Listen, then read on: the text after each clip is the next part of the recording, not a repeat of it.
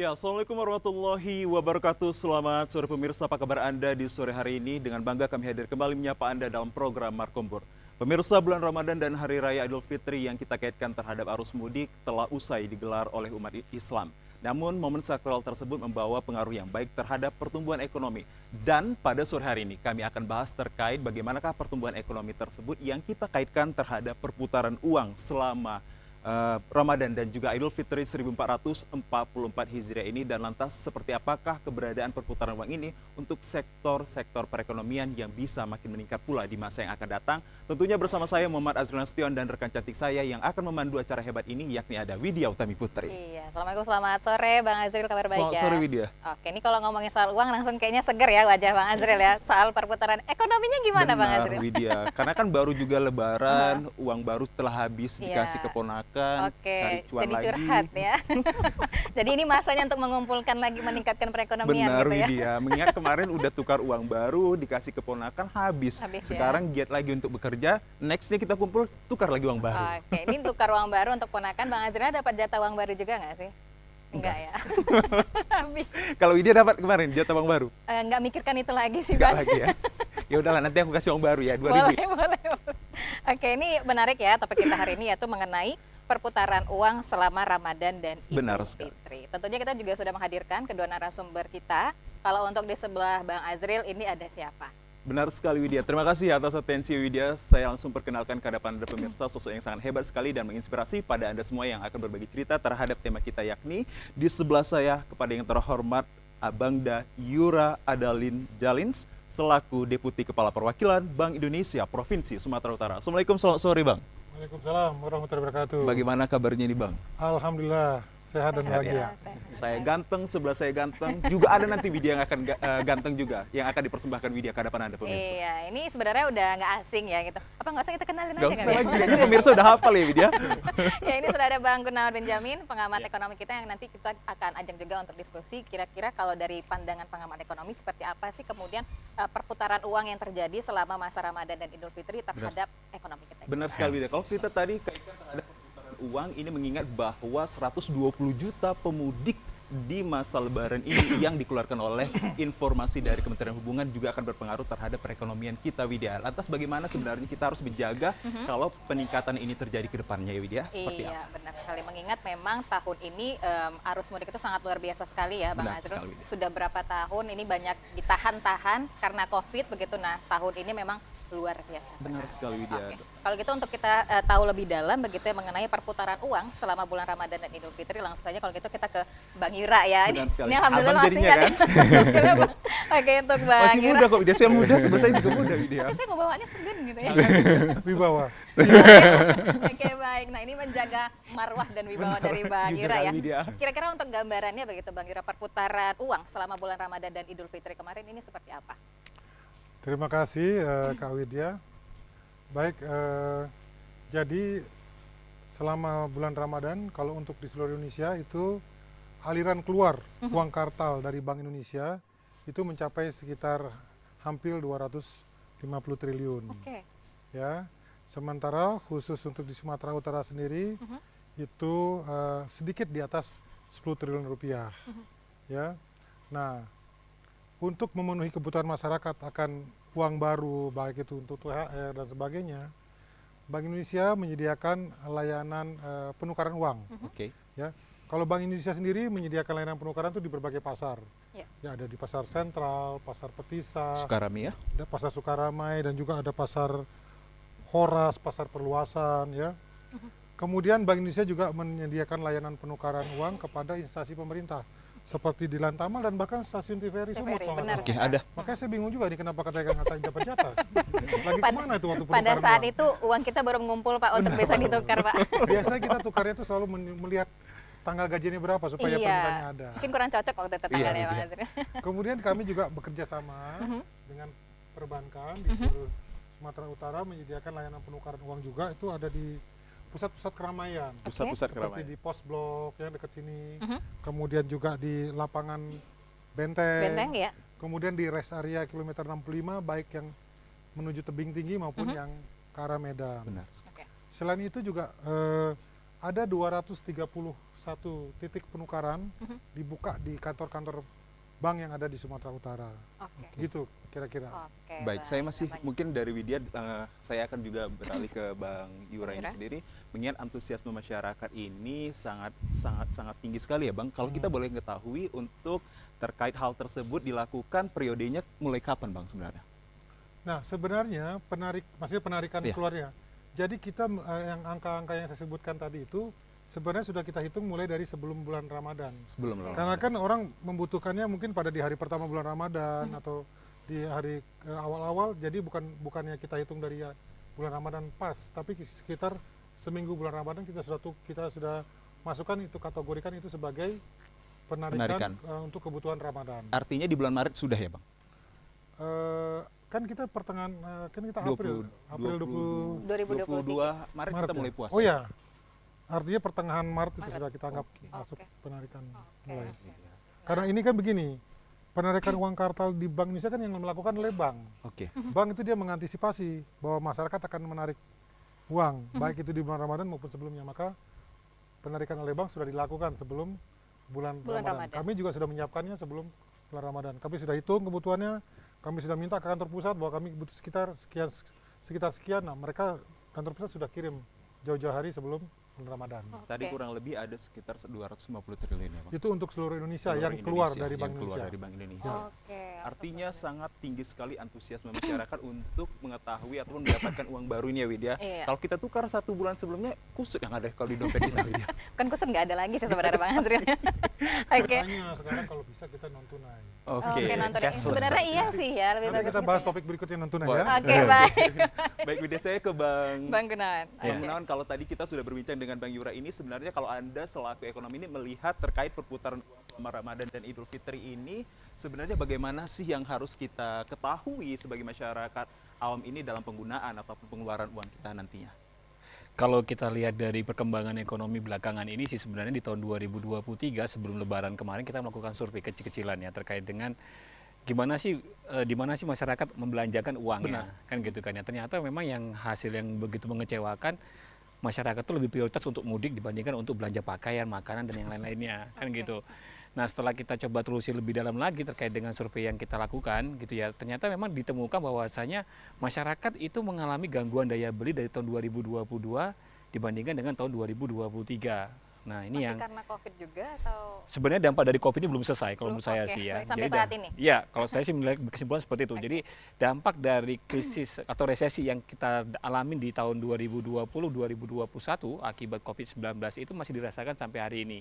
Jadi memang kondisi aktivitas ekonomi yang seperti itu tuh belum pulih sepenuhnya. Ditambah lagi kalau kita lihat dari tren perkembangan beberapa komoditas pangan dunia mengalami kenaikan, gitu ya, terus ditambah lagi dengan resesi yang mengancam beberapa negara lain gitu ya di luar gitu, itu membuat laju pertumbuhan ekonomi Sumatera Utara di tahun 2023 ini cenderung melambat. Nah, saya yakin melambatnya ini nanti akan tercermin dari perputaran uangnya. Oke. Nah, kalau di Medan itu kan kalau kita lihat dari pertumbuhan ekonomi Sumatera Utara, kota Medan itu menyumbang kontribusi yang paling besar di antara wilayah-wilayah kabupaten dan kota lain-lainnya. Angkanya itu kalau tahun 2021 kan kalau secara angka nominal hingga mencapai 254 triliun. Ya, Angka cukup besar ya Bang? ya sebenarnya cukup signifikan gitu kan ya. Karena memang di sini pusat bisnisnya tuh ada di sini. Kalau bicara Sumatera Utara tuh pusatnya tuh ada di kota Medan, kan gitu. Nah, tapi kalau kita lihat bagaimana nanti perkembangannya di tahun 2023, saya melihat karena kontribusi pertumbuhan ekonomi untuk Sumatera Utara dari kota Medan sebesar 30% gitu kan ya. Jadi saya melihatnya ini nanti ke depan kalau saya lihat dari beberapa survei yang kita lakukan selama kuartal pertama tahun 2023 ini mungkin hasilnya tidak akan sebaik sebelum pandemi gitu loh. Oke. Nah, itu yang kita temukan gitu loh, itu yang kita temukan. Pertumbuhannya iya masih tumbuh, cuman angkanya sudah tidak sebesar sebelum masa pandemi. Nah, apa lagi yang menjadi pemicunya? Kita sudah melakukan survei terkait dengan harga TBS ya, tanda buah segar sawit. Sebenarnya sih ada banyak komoditas di Sumatera Utara yang seharusnya bisa menjadi motor penggerak ekonomi di Sumut gitu kan ya. Tetapi tren penurunan harganya dibandingkan tahun 2022 ini ternyata sangat berpengaruh terhadap daya beli. Oke. Nah, kemarin kita coba survei gitu kan ya, sejumlah pembeli para ibu rumah tangga gitu kan ya, atau mungkin pedagang gitu. Pada saat kita survei, kita coba telusuri lebih dalam dengan pertanyaan yang lebih lebih mendalam gitu. Mereka menyatakan bahwasanya banyak orang yang mengeluh mengurangi belanja dikarenakan hasil pendapatan itu berkurang dikarenakan hasil penjualan untuk sejumlah komoditas yang dihasilkan dari petani kita itu mengalami penurunan harga. Sekitar 30% terpangkas. Bayangkan kalau kita bicara CPO Rp7.100 di tahun 2022, di pertengahan tahun 2022, sekarang 2023 saat ini di kisaran angka 3.500-an. Hampir separuh lebih hilang, kan gitu kan ya. Nah, ini yang jadi persoalan. Tetapi kalau kita lihat apakah Medan akan menjadi daya tarik, masih. Tadi sebagai tempat pusat perdagangan atau bisnis tadi, Ya, kalau bisa dibilang ya Bang? benar, karena memang ini pusat perdagangan bukan hanya untuk orang Sumatera Utara. Di luar Sumatera Utara seperti Aceh, Batam gitu kan ya. Kita kan tahu dari Batam, Riau itu kan sebenarnya kan melakukan transaksi juga kemarin untuk beberapa komoditas tertentu. Ya selain kebutuhan sandang dan yang lainnya gitu ya. Tetapi memang sejauh ini juga terjadi penurunan sekitar 30% selama menjelang Ramadan dan Idul Fitri kemarin gitu loh. Itu karena masyarakat kita berfokus kepada untuk pembiayaan arus mudik tadi kah? Kalau bisa dibilang Bang. Sebenarnya sih gini ya, mudik ini kan rutinitas biasa. Memang pada saat 2020, 2021, dan 2022, sebenarnya 2022 ini lebih longgar. Tapi masih ada PPKM, kalau nggak salah level 3 dan level 4, kan gitu kan ya. Begitu saat ini dilepas tanpa PPKM, seharusnya kan mobilitasnya makin tinggi. Setuju. Dan terfaktanya ya, mobilitasnya makin tinggi. Dari beberapa survei yang dilakukan di jalan tol sendiri, bahkan ini adalah kemacetan yang pernah terjadi, kemacetan yang paling macet untuk wilayah Sumatera Utara itu ya dari mulai Tebing ke Medan itu yang paling macet saat ini tahun ini. Baik. Nah, ini nggak pernah terjadi sebelumnya. Tetapi kalau kita lihat dari sisi belanjanya, ini berkurang malahan. Orang mudik oke gitu kan ya, orang suka mudik gitu kan, orang pada memprioritaskan pengeluaran untuk mudik, tapi untuk belanja ini sedikit menurun ya Bu. Jadi saya pikir kita punya tugas, punya masalah setelah Lebaran ini yang saya pikir nanti ini perlu diselesaikan. Salah satunya mungkin kalau kita cari data pengangguran dari perusahaan-perusahaan yang terdata gitu ya, gampang. Baik. Berapa di PHK, berapa dirumahkan, berapa dikurangi jam kerja itu gampang. Tapi kita lupa bahwasanya tenaga kerja informal yang nggak terdata ini itu ternyata menyumbang Memberikan kontribusi. kontribusinya itu paling besar terhadap pemutaran uang, daya beli masyarakat di wilayah Sumatera Utara. Nah ini ternyata kalau setelah saya telusurin, ini mereka pekerja informal ini jauh lebih banyak daripada pekerja formalnya. Nah semua orang kelihatan bekerja, tapi pada saat kita survei gitu kan ya, nanti mungkin kita bisa lebih perdalam lagi, itu ternyata mereka mengalami penurunan pendapatan dibandingkan dengan masa-masa sebelum pandemi COVID-19. Angkanya sekitar 60% bahkan. Nah, Oke. Wow. Kita kembali ke Bang Yura kalau gitu ya. Bang, ini kan kalau tadi kita awal berbicara mengenai perputaran uang. Nah, kalau terkait dengan jumlah uang yang beredar begitu ya selama bulan Ramadan dan Idul Fitri kemarin, nah ini seperti apa? Apakah ada peningkatan dibandingkan dengan tahun 2022 lalu?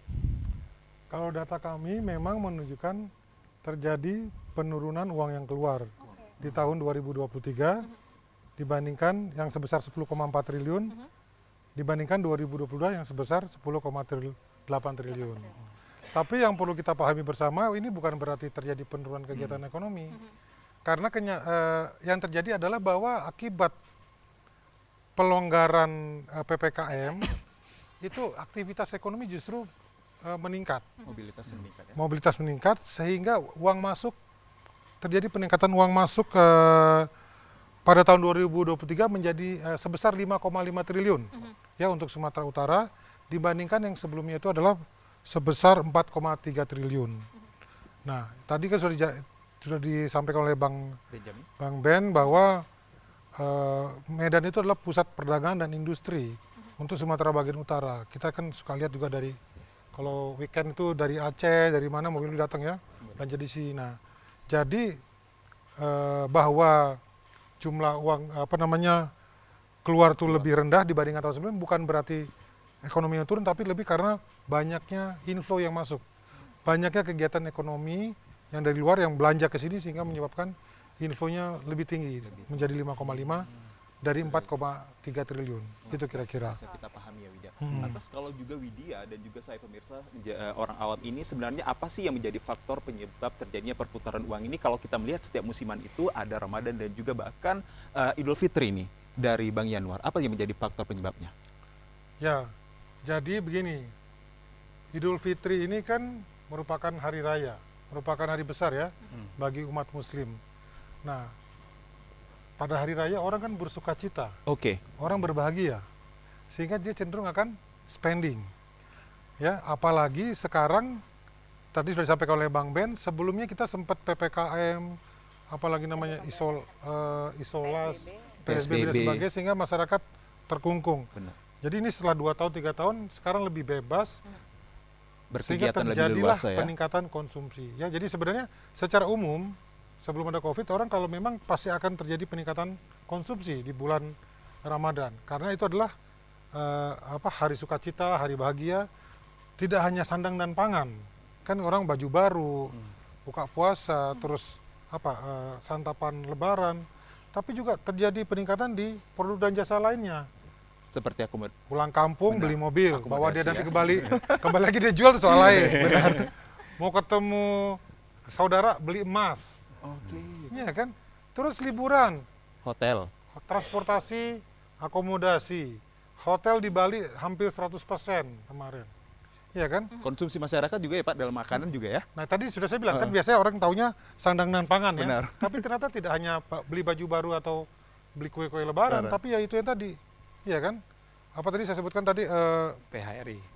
Ya, Transportasi, akomodasi, akomodasi, penginapan. perhiasan, beli kendaraan bermotor, pulang kampung supaya dianggap sukses, mobil baru, bawa dia pulang lagi, dia jual itu soal lain. Karena katanya juga bisa lebih murah daripada dia sewa, Iya. karena kan pasti sewanya naik. Naik. Belum lagi ke rumah, mau kedatangan tamu, direnovasi. Wah ini karena ada THR, ada apa, saya renovasi. Ya kan? Dan macam-macam hal lain yang memang menyebabkan terjadinya peningkatan konsumsi. Baik. Di sekitar bulan Ramadan dan Lebaran itu. Baik. Itu sih kira-kira. Baik. Apalagi sekarang sudah 3 tahun terkungkung. Oh tambah ini, saya nggak tahu ya. Mungkin orang sekarang kemarin mau liburan bikin visa tuh harus jauh-jauh hari yang ke negara-negara yang butuh visa untuk jalan-jalan ke luar negeri. Baik. Itu kira-kira. Kalau bisa dikatakan hal ini menguntungkan terhadap juga beberapa sektor perekonomian tadi, mulai dari akomodasi, penginapan ataupun restoran ya Widya, kalau bisa dibilang ya Widya. Kalau Widya kemarin kemana nih untuk libur Lebaran? Kebetulan ya Bang, tahun ini di Medan aja ya. Karena tahun lalu udah pulang kampung, kita ngumpulin uang dulu tahun ini buat pulang lagi tahun depan. Dan Widya juga nggak mau mengeluarkan uang barunya pemirsa. Buat ponakan Iya. ya. Oke, baik. Ini kita lanjut kalau gitu ke Bang Gunawan ya. Nah, Bang Gunawan tadi kan memang sudah disampaikan sebenarnya untuk perputaran ataupun pertumbuhan ekonomi kita belum terlalu tinggi begitu, istilah belum begitu baik gitu. Tapi upaya pemerintah sendiri agar kemudian daya beli masyarakat, agar kemudian masyarakat belanja itu dengan mengeluarkan THR, memberikan juga bantuan sosial, ini tidak berpengaruh gitu Bang untuk pertumbuhan ekonomi kita? Kemarin itu kalau kita lihat, saya membandingkan ya, survei yang kita lakukan 2023 dengan 2022. Beberapa pedagang retail itu menyatakan bahwasanya di tahun 2022 sebulan sebelum Ramadan mereka udah melakukan pembelian. Oke. Oke. Nah, di tahun 2023 ini kondisinya agak sedikit berbalik. 2 minggu sebelum Lebaran itu mereka baru terjadi peningkatan penjualan. 2 minggu Nah, sebelum Lebaran. 2 minggu sebelum Lebaran. Oke. Nah, setelah kita telusurin ternyata emang ya baru di situ dibayarkan THR. Mhm. Dan masih ada lah beberapa perusahaan yang masih menunda untuk Iya. membayar THR. Oke, ini mungkin dalam situasi ekonomi yang agak lebih kurang beruntung ya bagi perusahaan tersebut. Tetapi fenomena yang lain yang kita temukan adalah banyak nih para rumah tangga yang menyatakan bahwasanya kita mau membuat skala prioritas pengeluaran yang tidak seperti tahun-tahun sebelumnya. Mhm.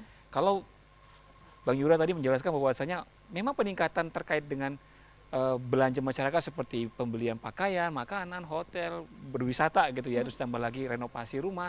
Itu ternyata di 2023 sejumlah panglong, kalau kita bilang di Sumatera itu panglong gitu, kayak jual-jual material bangunan rumah, itu menyatakan penurunan penjualan, atau mungkin kalau mereka berkesimpulan ini kebutuhan masyarakat, pembelian masyarakat terkait dengan beberapa kebutuhan material menjelang Lebaran tahun ini itu lebih rendah, jauh lebih rendah bahkan. Oke. Nah, dari semua pengeluaran itu sayangnya memang mudik ini yang jadi skala prioritas gitu loh. Iya, Kita masih bingung juga sih sebenarnya apakah kita bisa memasukkan mudik yang mengalami peningkatan dibandingkan dengan tahun 2002 ini sebagai salah satu indikator bahwasanya daya beli sebenarnya masih relatif terjaga, cuma skala prioritasnya yang dilainkan. Tetapi kalau kita lihat dari sisi yang lainnya, ini sebenarnya ada yang sedikit bermasalah juga kan begitu ya. Pemicunya apa itu? Kalau kita lihat sih inflasi salah satunya. Inflasi kembali. Iya kan? Kita tahu bahwasanya di tahun 2022 itu kan kecenderungan harga kebutuhan masyarakat itu cenderung mengalami kenaikan. Inflasi secara year on year itu masih di angka 4% lebih 4%. sampai di bulan Maret atau April kemarin gitu kan ya. Tetapi kalau kita lihat dari inflasi year on year tahun 2022 itu mencapai 6,1. Kan ini tinggi banget. 6,1%. Sementara mereka tuh sempat optimis di pertengahan tahun 2022 bahwasanya ya kalau seandainya harga barang naik tetapi harga komoditas produk pertanian ini mengalami kenaikan, kita juga masih bisa ngimbangin itu. Tetapi ternyata pada saat menjelang tutup tahun 2020 ini semua turun. Terpangkas sampai 50% lebih gitu kan ya.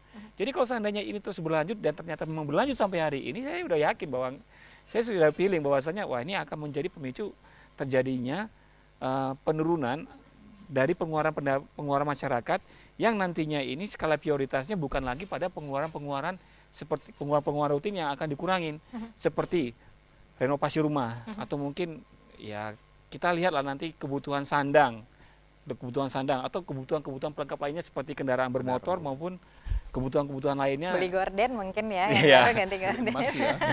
Emas salah satunya gitu Oke, kan ya. Mas. Nah, ini akan mengalami penurunan setelah Lebaran ini. Setelah Lebarannya berarti saat ini sudah kita lihat akan trennya tuh akan mengalami penurunan lebih dalam lagi. Nah, ini sebenarnya yang perlu diwaspadain. Kita takutnya nanti gini loh. Jangan sampai pemerintah itu mikirnya wah ini udah menjelang tutup tahun nih gitu kan ya. Kita misalkan Pemprov ini bilang bahwasanya wah udah kita tunggu aja lah nanti mengukur daya beli masyarakat pada saat Nataru. Saya khawatirnya kalau seandainya ini harga sawit turun terus nih, sekarang kan di bawah 2.000 tuh di beberapa wilayah gitu kan ya. Ini akan membuat masyarakat tidak kehabisan energi untuk berbelanja di Nataru nanti.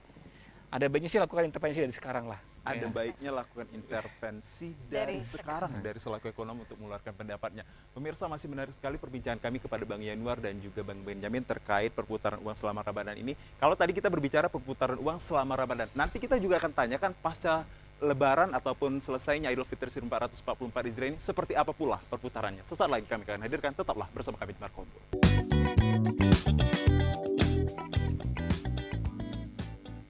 Ya pemirsa, terima kasih Anda masih bersama kami dalam acara Markombur dengan tema menariknya yakni perputaran uang selama Ramadan dan Idul Fitri. Masih ada narasumber-narasumber hebat kami, ada Bang Yanuar dan juga Bang Benjamin, dan tentunya masih dipandu oleh Widya dan juga saya Azriel. Tadi kita sudah membuka terkait tentang perputaran uang ini selama Ramadan dan Idul Fitri 1444 Hijriah. Dan juga siogianya kita ingin mengetahui terkait kebenaran ataupun seperti apa ini pasca Lebaran terkait perputaran uang itu sendiri. Bang Yanuar. Yura. Bang Terbalik ya. terbalik, Bang Yura, sorry. Terima kasih. Jadi memang aliran keluar uang kartal yang terjadi pada selama bulan Ramadan dan Lebaran itu tidak langsung kembali ke Bank Indonesia. Butuh waktu sekitar 1-2 bulan. Ya, secara umum. Jadi untuk Indonesia yang tadinya aliran keluarnya sebesar 250 Hampir 250 triliun, itu kami perkirakan dalam waktu dekatnya akan kembali mendekati 195 triliun. Yang lainnya masih tertahan di bank karena memang butuh waktu. Entah itu dari sisi teknis dia harus mengolah lagi atau dia juga mengantisipasi kebutuhan dari nasabahnya.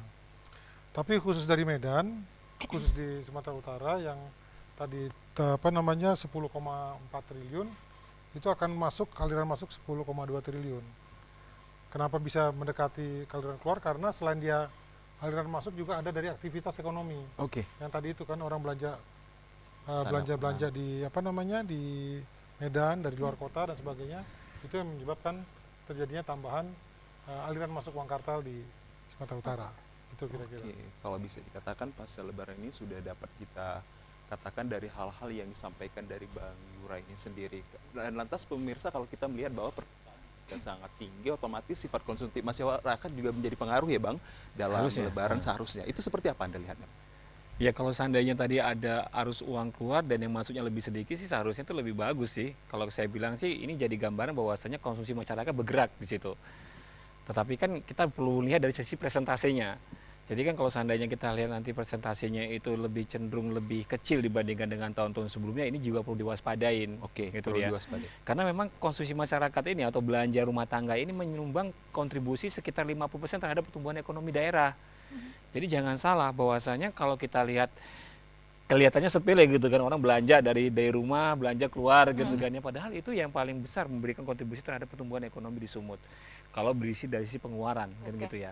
Tetapi yang perlu dilihat adalah sekarang belanja masyarakat itu kan juga dipengaruhi oleh pendapatannya dong, kan gitu kan. Pendapatannya ini dapat dari mana, kan begitu kan. Berarti kan ada aktivitas ekonomi dari sisi perusahaan, dari pekerjaan yang dilakukan sama masyarakat itu tadi. Nah sayangnya, ini saya kasih bocoran nih. Sayangnya sejumlah tenaga kerja yang saya survei gitu ya, untuk tenaga kerja formal itu kenaikan upah, kenaikan gajinya. Kalau gaji itu kan dibayar setiap bulan, terjadwal gitu kan ya. Itu memang bisa naik mengimbangi inflasi. Wow. Ya. Jadi kalau misalkan inflasi 6,1%, itu pekerja-pekerja lama itu ya, itu yang lebih dari 1 tahun bekerja itu bisa mendapatkan kenaikan gaji sekitar 5%-an. Tapi kan dia udah kerja lama gitu kan ya, yang udah jelas lain lah ya dibandingkan dengan mereka pekerja baru yang memang UMR-nya ini sangat bergantung dari kebijakan pemerintah. Kenaikannya itu berapa persen kan begitu. Tetapi yang perlu diwaspadai adalah dari sisi pekerja informal. Ini sebagai contoh nih, ini yang saya temukan pada saat Ramadan. Di Ramadan kita mensurvei sejumlah pedagang pakaian, pemilik toko. Pada saat penjualannya anjlok sekitar 30%, mereka mempertimbangkan untuk mengurangi karyawan. 73% dari responden itu mempertimbangkan untuk mengurangi karyawannya. Jadi pegawai tokonya mau dikurangin nih. Ya 1 atau 2 orang. Bayangin, itu pekerja yang nantinya akan menjadi tambahan jumlah angka pengangguran. Oke. Selanjutnya kita juga masuk ke tukang becak. Tukang becak yang ngumpul di suatu pool bus gitu ya, bus atau mungkin tempat-tempat mangkal tertentu, itu ternyata dari hasil surveinya kita, pendapatan mereka sebelum pandemi di tahun 2019 itu dibandingkan dengan sekarang itu mengalami penurunan sekitar 60%. Wow. Nah, bayangin itu. Jadi terlalu jauh ini jatuhnya gitu kan ya. Tapi kalau kita bandingkan dengan selama pandemi, mereka pada saat pandemi turunnya 80 hingga 90%. Tapi kan membaik nih. Memang ternyata membaik, tapi membaiknya di tahun 2022. Begitu masuk 2023 agak sedikit tertahan, stuck dia. Nah, itu yang kedua. Ada juga lagi pedagang-pedagang eceran ini, yang pedagang-pedagang di pasar-pasar tradisional. Ini yang kita survei itu pedagang penjual bahan makanan pokok, cabai, sayur-sayuran, begitu-begitulah. Apa kata mereka? Kita agak kesulitan untuk mencari keuntungan belakangan ini. Karena menurunnya sejumlah bahan pokok. Harga turun, kok kayaknya di bulan Ramadan kemarin pembelinya itu nggak serami yang tahun lalu gitu loh. Nah ini jadi temuan. Meskipun harga turun tapi daya pembeli kurang ya? Nah itu dia kan, ini kan sedikit jomplang ya, Bang? kita gitu kan, ini mengusik kita nih, ini mengusik kita. Dan faktanya Maret April deflasi, ya kan 0,31 kemarin April 0,18 gitu kan ya. Jadi ini bertolak belakang dengan realisasi inflasi yang terjadi secara nasional sebesar 0,33% gitu ya. Oke, kita katakan Bang Yura dan kawan-kawan berhasil mengendalikan inflasi. Bolehlah seperti itu. Oke, kita apresiasi. Tapi kan seharusnya kan juga nggak sedalam itu juga gitu loh.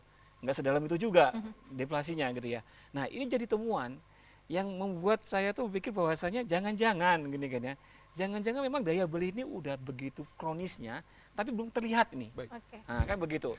Walaupun saya masih berkesimpulan kalau Bang Yura kan optimis ya, karena memang beliau ini kan punya power ya, punya kekuatan gitu kan untuk mengatur di dalamnya begitu ya, untuk mengatur jumlah uang beredar, mendorongnya gitu kan ya, keluar masuknya beliau ini yang mengaturnya. Tetapi kalau dari sisinya saya gitu kan ya, itu pertumbuhan ekonomi Sumatera Utara diperkirakan hanya 3,2 sampai 4%. Baik.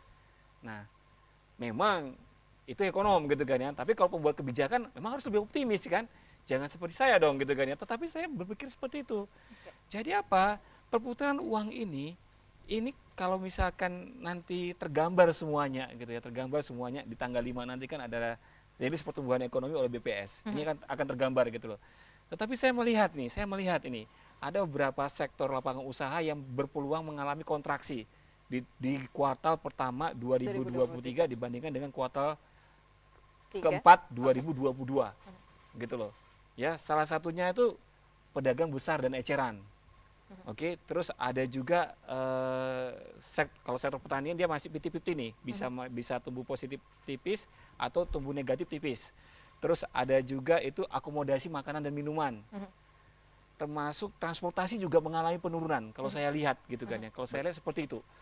Jadi kalau misalkan ini nanti terjadi terus-terusan di tahun 2023 dengan asumsi pertumbuhan ekonomi 3,2 hingga 4%, ya saya berkesimpulan bahwasanya ya kalau kita mau cara gampang aja, ya berarti perputaran uang itu nanti akan hanya naik sekitar ya 3% sampai 4% dong. Baik, Bang, Oke. sebentar Bang Benjamin dan juga Wida. Saya ingin juga berkaitan tentang ini, Bang Yura ini menanggapinya seperti apa perputaran uang yang ada dan juga kaitan terhadap dampak peningkatan ataupun pertumbuhan perekonomian Sumut sendiri, Bang. Seperti apa Anda lihat? Nah, kalau Bang Ben itu memproyeksikan 3,2 sampai 4%, kami sendiri sementara ini dari Bank Indonesia masih optimis bahwa pertumbuhan ekonomi di Sumatera Utara itu akan berada pada kisaran 3,9 sampai dengan 4,7%. Oke. Khusus untuk konsumsi rumah tangga, kita punya harapan bahwa berbagai subsidi dari pemerintah seperti bantuan sosial, ya, kemudian program keluarga harapan, sembako, ya, BLT, dan sebagai subsidi listrik itu kita harap bisa mendorong konsumsi rumah tangga yang memang merupakan salah satu apa namanya kontribusinya dominan pada PDRB, ya. Kemudian kalau kita lihat dari konsumsi pemerintah sendiri, ini kan sekarang sudah mulai ada apa namanya peningkatan PAGU, anggaran belanja pemerintah daerah. Nah, ini diharapkan juga bisa mendorong juga pertumbuhan Provinsi Sumatera Utara. Di sisi lain, walaupun memang masih menjadi apa namanya perdebatan, ya kita harapkan bahwa apa namanya undang-undang Cipta Kerja itu bisa mendorong investasi, Oke. baik dari sisi kemudahan perizinan, ya, kemudian juga kepastian hukum dan juga dari sisi tenaga kerjanya. Kemudian juga kita lihat bahwa dari sisi eksternal kan Tiongkok sudah mulai bangkit dan Tiongkok itu merupakan salah satu pasar penjualan untuk CPO kita.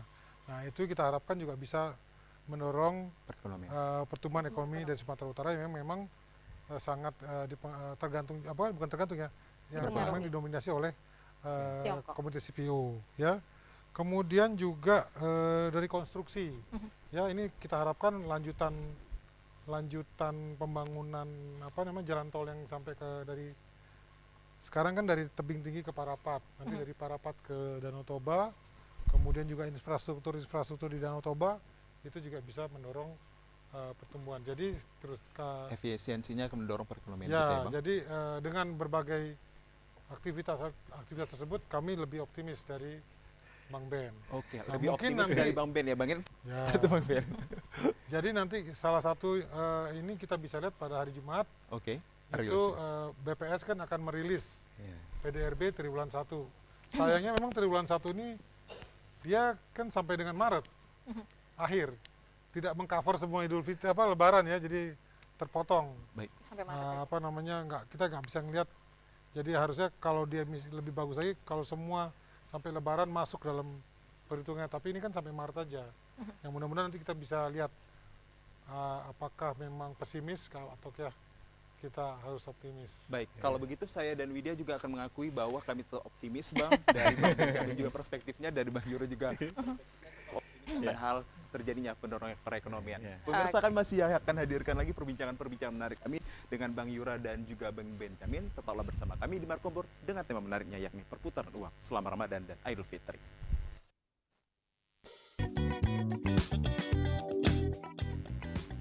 Ya, pemirsa, masih bersama kami dalam acara Markombor, tentu saja bareng saya Muhammad Nasution dan rekan cantik saya ada Widya Utami Putri. Tadi kita sudah banyak sekali berbincang ya, Widya, perputaran uang selama Ramadan dan Idul Fitri. Kalau terkait perputaran uang di diri kita sendiri ataupun di personal kita, pasti ada upaya kiat-kiat menjaganya, Widya. Iya, benar sekali. Nah, tapi kalau kita kaitkan lagi begitu ya terhadap perekonomian kita juga, kita tanya ke Bang Yura kalau begitu ya. Bang Yura, apa kemudian upaya ke depannya agar pertukaran uang kita begitu tetap meningkat untuk selanjutnya begitu? Seperti apa, Bang? Maksudnya ini ya untuk mendorong pertumbuhan, ya? Iya, pertumbuhan ekonomi. Ya, memang harus disadari sebenarnya di awal-awal di akhir-akhir 2020 diproyeksikan memang 2023 itu akan terjadi penurunan pertumbuhan baik secara global maupun secara nasional karena terdapat berbagai tantangan. Di antaranya adalah karena negara-negara maju itu menerapkan suku bunga yang sangat tinggi untuk mengendalikan inflasinya. Kemudian juga ketidakjelasan mengenai dampak dari perang krisis geopolitik di Ukraina. Ukraina, ya. Tapi kemudian IMF dan World Bank sempat memproyeksikan bahwa memang kemungkinan akan terjadi resesi, tapi itu hanya di negara-negara maju, ya, terbatas dan juga tidak sebesar yang diperkirakan sebelumnya. Walaupun memang kemarin IMF mengeluarkan lagi proyeksi lagi yang lebih khawatir lagi terhadap perkembangan ekonomi global. Jadi intinya apa? Jadi intinya memang kita ini masih dilanda ketidakpastian yang cukup tinggi, ya, sehingga memang kita harus berhati-hati, harus prudent dalam mengelola ekonomi kita, ya, dan ya insya Allah dengan kerjasama antara Bank Indonesia dan Kementerian Keuangan dan juga lembaga-lembaga lain yang terkait ini bisa kita kelola. Mudah-mudahan kita tidak akan terkena, dan tapi seperti pemerintah cukup optimis bahwa kita tidak akan terkena resesi seperti negara-negara lain. Karena kalau kita lihat juga inflasi kita tinggi. Walaupun memang betul tadi katanya Bang Ben bahwa inflasi kita bukan berarti terus kita mau deflasi, karena sebenarnya inflasi yang ekonomi sebuah negara itu yang sehat itu dia ada inflasinya, tapi rendah dan terkendali. Deflasi juga kalau terus-terusan kasihan. Misalnya akibatnya apa? Kalau kita lihat deflasi yang bulan kemarin April, itu kan terutama dari cabai rawit, cabai merah. Nah, kalau terus-terusan itu kan kasihan, nanti mereka nggak mau nanam. Itu nanti akan terjadi siklus. Mereka ngambek, tidak mau nanam, kemudian pada 3 bulan dari sekarang atau 6 bulan dari sekarang pasokannya langka, naik lagi. Habis itu mereka rame-rame nanam, turun lagi nanti harganya. Nah, itu siklusnya. Nah, makanya memang perlu dipikirkan bagaimana kita bisa mengatur mengelola supaya si petani-petani ini dia punya tempat untuk menyalurkan produknya secara konstan, sehingga dia tidak naik turun ya. Nah, ini yang masih dicari bagaimana caranya supaya bisa menjaga kemerataan pendapatan petani tidak naik turun, gitu ya. Nah, kemudian tapi dari segi Sumatera Utara sendiri ya, untuk bisa mendorong pertumbuhan ya kita akan selalu berupaya untuk mempromosikan potensi-potensi yang ada di Provinsi Sumatera Utara ini. Ya, baik itu pariwisata, baik itu dari segi industri, ya, supaya datang investor juga, bagaimana supaya mengembangkan infrastruktur, ya, itu akan membantu. Kemudian juga kita akan berupaya untuk mendorong bagaimana supaya investor juga tertarik untuk membantu pembiayaan bagi proyek-proyek yang ada di Sumatera Utara. Dari Bank Indonesia sendiri kita juga berusaha untuk melakukan digitalisasi, karena digitalisasi ini, keuangan ini bisa juga mendorong pertumbuhan ekonomi, yaitu melalui memperkenalkan KRIS, memperluas penggunaan KRIS kepada masyarakat, dan juga termasuk juga kita menyediakan transfer antar bank BIFAS. Sudah tahu kan BIFAS? Ya. Yang biayanya lebih murah, Yes. 2.500 Sudah dibandingkan. pakai, Pak. Udah pakai ya? Sudah pakai. Alhamdulillah. Tapi dengan adanya aplikasi, ini menyangkut soal Digitalisasi BIFAS tadi ya. yang sudah ada aplikasi yang kemudian benar-benar tidak ada biaya transfer lagi, Pak. Ini seperti apa sih kalau dari tanggapan Pak Yura? Maksudnya ini harapan atau gimana? Tanggapannya kalau dari BIFAS ini masih ada biaya 2.500 ini di kalangan masyarakat begitu ya, Bang Yura. Tapi ini kita melihat ada juga aplikasi lain begitu yang berbasis digital untuk kemudian bisa mentransfer tanpa dikenakan Yang biaya warna sama orange kan sekali. dia. Kalau dari Bang Yura melihat ini seperti apa? Karena pilihan masyarakat tentu tanpa biaya Yes. nih lebih milihnya ke sana. Ini Nah, bagaimana? kita memang, kalau menurut saya kita harus mulai mendidik masyarakat. Oke. There is no free lunch. Oke, Tidak siap. ada makan siang yang gratis. Kalau dia masih gratis, berarti dia punya tujuan yang lain. Dia ingin, apakah itu dia ingin meningkatkan Promosi. base dari customernya, Oke. atau bisa juga dia ingin kanibal, berarti dia ingin mematikan pesaingnya. Ya, nanti begitu saingnya nggak ada, langsung dia tidak punya pesaing, langsung dia kenakan charge yang mahal. Baik. Karena sekarang dia bisa menyediakan layanan itu. Apakah dia tidak punya orang yang bekerja? Iya. Bagaimana dia mengembangkan teknologinya? Bagaimana dia menjaga agar tidak terkena virus, tidak terkena hack? Iya kan? Dan sebagainya. Investasinya itu kan perlu. There's Orang no kan free kalau lunch. berusaha pengen profit. Iya. Iya. Kecuali dia tuh yayasan amal bakti. Kayaknya tujuannya Itu adalah lain, masuk Bang. surga Nah, berarti gitu ya. Kecuali dia memang kaya banget, dia pengen masuk surga. Oke, transfer gratis. Oke, Ya. baik. Jadi siap. pada dasarnya itu memang adalah strategi dia, tapi tidak akan terus terus menerus. Karena memang kan kita semua sudah tahu lah, banyak startup itu yang memang untuk meningkatkan customer base-nya, dia memberikan murah atau gratis. Tapi itu kan namanya bakar uang, tidak akan Iya. tidak akan lama. Iya. Pada akhirnya dia akan mengenakan biaya Biaya juga. juga. Yes. Nah, ini 2.500 ini sudah cukup murah. Cukup murah, iya, betul. Ya, jadi sehingga artinya apa? Itu kan ada aplikasi yang harus dikembangkan, yang harus dijaga Baik. dari dari hacker dan sebagainya. Itu kan perlu biaya. Oke. Gitu ya. Oke, Jadi itu yang mungkin perlu kita berikan kesadaran masyarakat. Jangan berharap gratis. Yes, setuju. Nggak mungkin. Pasti ada Freelance. biayanya. Sekali Tinggal lagi, once seberapa. again we can say that we can recall there is no free lunch. Nah. Itu dia. Baik, Oke. kalau tadi dari upaya sudah digambarkan dari Bang Yura sendiri, dari upaya apa sebenarnya Bang, kita mengingat bahwa perputaran uang lebaran dan juga di Idul Fitri ini meningkat, dan bagaimana upaya pemerintah dalam menjaganya itu supaya pertumbuhan ekonomi kita ke depan makin meningkat pula. Iya. Singkat dan padat. Kalau yang udah dilakukan tuh banyak ya. Salah satunya tuh seperti disampaikan Bang Yura tadi, bantuan sosial. Oke, kita tahu bahwasanya bansos ini mendorong dan menjaga daya beli masyarakat di level masyarakat bawah nih, khususnya masyarakat yang menengah bawah nih, yang miskin gitu kan ya. Dari hasil studi yang kita lakukan itu ternyata memang bantuan sosial bahkan yang dalam bentuk tunai itu bisa mendongkrak penjualan kebutuhan sandang di suatu wilayah tertentu. Jadi kalau misalkan ada banyak masyarakat yang mendapatkan bantuan sosial tunai, itu nanti di situ ada toko pakaian, nah itu kita survei ternyata memang mengalami peningkatan. Peningkatannya bisa sampai 50%. Walaupun hanya berlangsung 1 atau 2 hari aja, tapi setelah itu kembali lagi normal.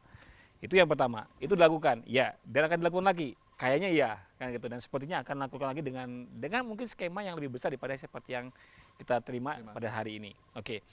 Yang kedua itu coba diakselerasi belanja anggaran belanja yang dimiliki oleh pemerintah. Diakselerasi itu gini loh. Biasanya tuh kan kalau belanja-belanja proyek itu kan kayak proyek pembangunan yang ada di wilayah Sumatera Utara, naiknya tuh kuartal 3, kuartal keempat gitu kan. Coba deh di kuartal kedua gitu kan. Walaupun memang ada beberapa masalah teknis ya yang perlu diselesaikan, tapi sebaiknya kan ini diakselerasi gitu loh. Dipercepat gitu. Harusnya bisa. Jadi kalau misalkan pemerintah itu benar-benar aware dengan adanya gangguan daya beli ini, sebaiknya mereka udah melakukan ini sejak awal.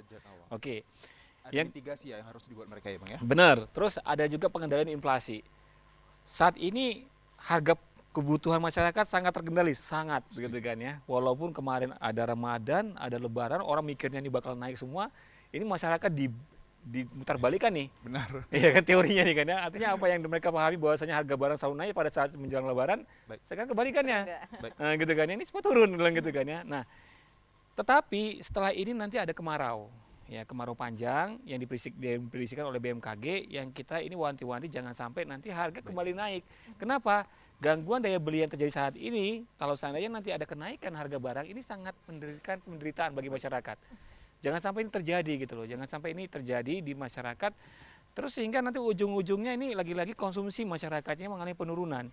Sejauh ini pemerintah, kalau menurut saya ya, pemerintah daerah maupun pemerintah pusat gitu kan ya, kalau berhadapan dengan tantangan ekonomi baik dari internal maupun eksternal, saya berkesimpulan bahwasanya mereka mungkin tidak akan bisa menghindar dari potensi tekanan atau pelambatan ekonomi. Baik, Bang. Tetapi mereka bisa mengurangi jumlah korban. Oke. Nah, misalkan mengurangi jumlah masyarakat miskin sehingga meminimalisir dampak dari perlambatan ekonomi sehingga tidak banyak masyarakat yang masuk dalam di bawah garis kemiskinan. Mengingat waktu kita tidak cukup Ya. panjang ini Bang Benyamin, untuk memberikan closing statement saya mulai dari Bang Yura nanti ke Widya, Bang Benyamin sendiri terkait gambaran pertumbuhan ekonomi kita ke depannya seperti apa yang ingin kita harapkan. Silahkan Bang Yura. Singkat dan padat Bang Yura. Ya baik, tadi seperti yang sudah disampaikan oleh Bang Ben, memang kita belum pulih sepenuhnya dari tantangan akibat pandemi. Bahkan kemarin kita sempat mengalami krisis di atas krisis. Krisis pandemi belum selesai, kemudian ada krisis geopolitik.